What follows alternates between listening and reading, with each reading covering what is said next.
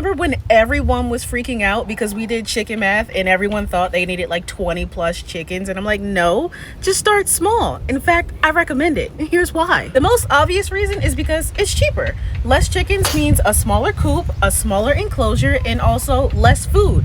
I will say don't go too small in the coop though, because you may end up loving birds and getting some more. Number two, a smaller flock is less overwhelming by far, because until you've had to catch a chicken for any reason, whether it's because you want to check up on them or if you're just trying to hose them down and cool them off, trying to catch 20 chickens is so much harder than catching like 4. Number three, less chickens equals less noise. Exactly. You hear that? Nice and contented. But if I had 50 plus chickens, I don't care what breeds they are and how much people say they're so much quieter, a lot of chickens equals more noise, especially if you have roosters. And I don't have any roosters because I know better. 4, the law. Because let's be honest, did you really look it up? Did you really look to see how many chickens you can legally keep?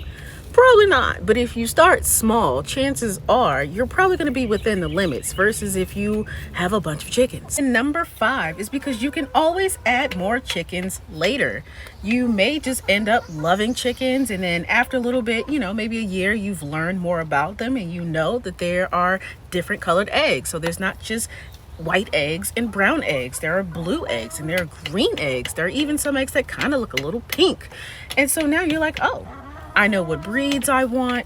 I know how many I want. I know what temperament I'm aiming for. And you could just add more birds later. You don't have to rush to get 50 plus birds up front. Don't do it.